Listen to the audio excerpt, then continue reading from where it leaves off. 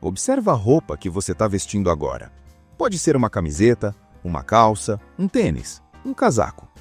Agora me responde. Você acha que esses itens vieram da lavoura ou do petróleo? Porque a resposta vai te surpreender. Em 2024, a indústria global de vestuário produziu 132 toneladas de fibras. E sabe qual foi a mais usada?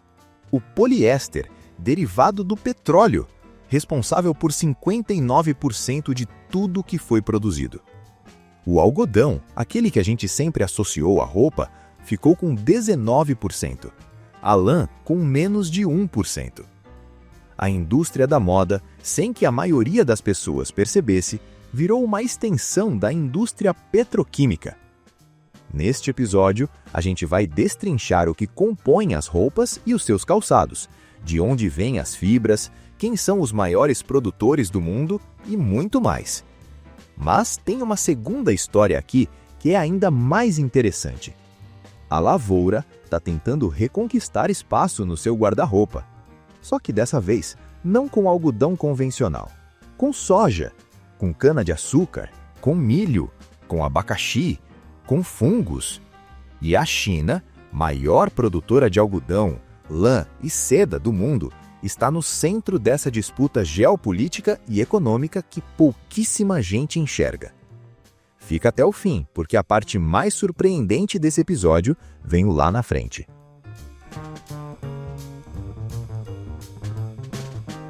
Essa história começa com uma virada que aconteceu nas últimas 3 décadas. Em 1990, o mundo vestia majoritariamente fibras naturais. Algodão, lã, seda, linho, tecidos que vinham de plantas e de animais. Em 2000, já havia um equilíbrio, metade natural, metade sintético. Mas em 2024, as fibras sintéticas, derivadas do petróleo, já respondiam por cerca de 70% do que era produzido no mundo. E por que isso aconteceu? Porque o petróleo ofereceu à indústria da moda 3 coisas que ela adorou: regularidade, escala e preço baixo. O poliéster não amassa, seca rápido, mistura bem com outras fibras. É perfeito para a indústria de fast fashion ou moda rápida, aquela em que a coleção de hoje já está ultrapassada na semana que vem. O nylon trouxe resistência e elasticidade. O elastano tornou as roupas confortáveis de um jeito que as fibras naturais não conseguiam entregar com o mesmo custo. E aí veio a questão ecológica. Produzir uma camiseta de poliéster gera aproximadamente 5,5 kg de CO2. A de algodão emite 2,1 kg. Ou seja, para fazer a roupa sintética, a pegada de carbono dobra. Mas o maior problema não é nem o carbono, é o que acontece quando você lava essa camiseta. Cada ciclo de lavagem de roupa sintética libera microplásticos, partículas microscópicas que vão para os rios, oceanos, vão para os peixes e eventualmente acabam no seu alimento. Uma única lavagem de roupas na máquina, por exemplo, pode liberar 700 mil microplásticos. 700 mil.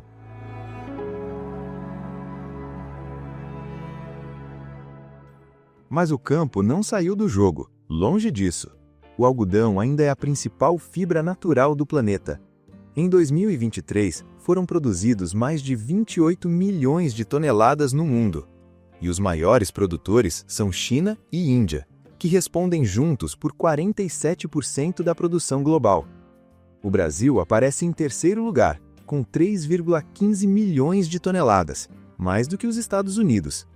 A lã, principalmente de ovelhas, sustenta um mercado global de mais de 30 bilhões de dólares e tem uma característica que os sintéticos nunca conseguiram imitar bem. Ela regula a temperatura de verdade. Não à toa, continua sendo a rainha dos nichos premium e de performance. E aqui vem uma que poucas pessoas conhecem: a seda brasileira. Em galpões simples, em pequenas propriedades rurais do interior do Brasil, mais de 200 mil lagartas se alimentam exclusivamente de folhas de amoreira, e cada uma delas transformam esse verde em casulos, podendo gerar até 900 metros de fio contínuo. Em escala global, são produzidas cerca de 32 mil toneladas de seda por ano, exigindo aproximadamente 10 bilhões de casulos. E o Brasil está entre os 5 maiores mundiais fora do eixo asiático, com cerca de 260 toneladas de seda processada na safra de 2024-2025.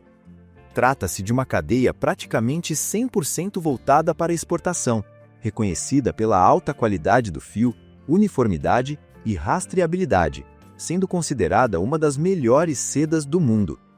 E adivinha quem lidera? A China, maior produtora de algodão, de lã e de seda do mundo.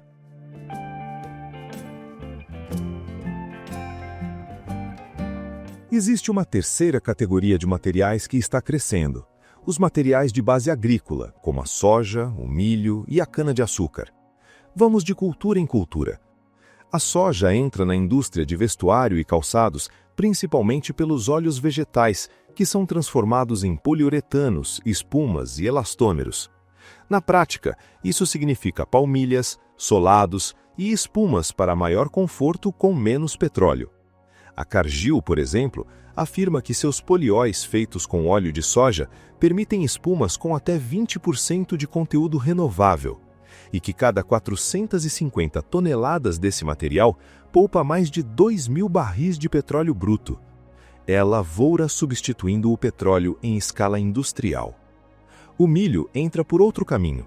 Os açúcares do milho são fermentados, viram ácido lático e depois se transformam em PLA, um polímero de base biológica usado em plásticos, filmes e fibras têxteis. E a cana-de-açúcar?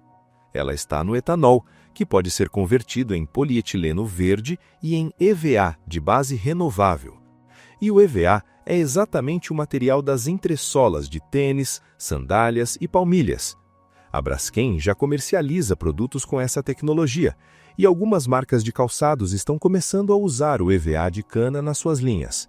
Em outras palavras, a soja está no seu solado, o milho pode estar em fibras têxteis e a cana está na entressola do seu tênis.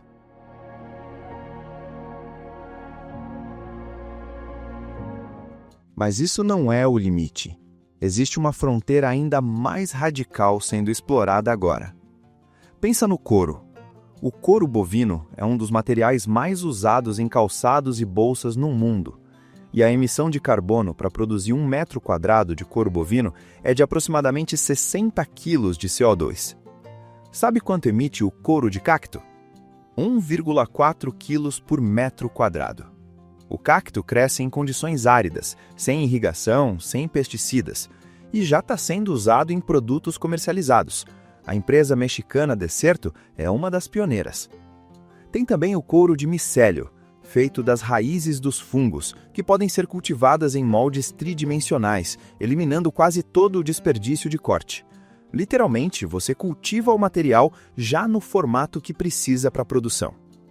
E existe ainda o Pinhatex, fibra extraída das folhas de abacaxi, que normalmente seriam descartadas após a colheita. Um resíduo agrícola virando matéria-prima têxtil de alto valor. Há até pesquisas usando celulose de cascas de laranja para produzir fios biodegradáveis. Na Itália, isso já é praticado pela empresa Orange Fiber. Mas aqui vem a parte que ninguém conta nos anúncios de moda sustentável. Grande parte dos chamados couros vegetais ainda usa poliuretano, derivado do petróleo, como base estrutural ou revestimento. O abacaxi, o cacto, a maçã, muitos ainda têm plástico na composição. Então, o que parece 100% vegetal, muitas vezes ainda é parcialmente plástico com biomassa na superfície. A inovação é real, mas muitas vezes mais complexa do que o marketing faz parecer. Então, o que esses números todos revelam? Primeiro, a indústria da moda é hoje majoritariamente baseada em compostos petroquímicos, 70% de sintéticos, e 88% do poliéster vem de fontes fósseis. Além disso, as projeções indicam que a produção global de fibras sintéticas pode chegar a 169 milhões de toneladas até 2030, se o setor continuar no ritmo atual. Segundo, a transição para uma indústria mais sustentável está acontecendo, mas é lenta e seletiva. Materiais de próxima geração representam menos de 1% do mercado. A projeção mais otimista é que cheguem a 8% até 2030. Terceiro, e esse é o ponto que pouquíssima gente enxerga, o custo de produção dos materiais biobaseados ainda é entre 50% e 100% mais alto do que os fósseis. Isso não é um detalhe, é o principal obstáculo da transição. Porque trocar petróleo por materiais renováveis não é apenas uma decisão ambiental, é uma decisão industrial, logística, econômica e geopolítica. E é aí que a China volta para o centro do tabuleiro. O país que domina a produção de algodão, lã e seda também está na vanguarda da bioindústria têxtil. Quem controla as fibras, controla o vestuário global. E quem controla o vestuário global tem um poder que vai muito além da moda. Até porque outras soluções ainda são limitadas. A reciclagem têxtil, por exemplo, representa menos de 1% das fibras globais que vêm de reciclagem real, aquela que transforma roupas usadas em novas fibras para roupas. A maior parte do que o setor chama de reciclado vem de garrafas PET, não de roupas antigas. E ainda existe um limite agronômico que raramente entra na conversa. Não basta querer mais fibras naturais. É preciso produzir com escala, qualidade e custo competitivo. O algodão para a indústria têxtil disputa a área com aquele para a produção de alimentos. A lã tem escala pequena. O couro carrega debates sobre desmatamento e uso de água. A moda não vai se desvincular do petróleo amanhã, mas ela está começando a dar passos para direções mais ecológicas, de forma seletiva, progressiva e crescente. E a agricultura, dessa vez, não entra pela porta dos fundos como fornecedora de matéria-prima barata. A roupa que você veste hoje veio em grande parte do petróleo. A roupa do futuro vai nascer de lavouras, florestas e até de fungos. Só que essa transição não vai ser rápida nem simples, porque moda e agricultura nunca pareceram ter muita conexão. Mas, como você acabou de ver, a relação entre as duas sempre existiu. O que mudou é que o petróleo entrou no meio, e agora, aos poucos, a lavoura está voltando. Se você chegou até aqui, você já sabe de algo que a maioria das pessoas não sabe. Então, compartilha este vídeo com alguém que compra roupa achando que está comprando só algodão. Deixa seu comentário aqui embaixo. Você já sabia que a maioria das suas roupas vem do petróleo? E o que você acha disso? Se quiser continuar essa conversa, o próximo episódio vai falar sobre geopolítica agrícola. Quem controla a comida, controla o mundo. Inscreva-se e ativa o sino. A gente se vê lá!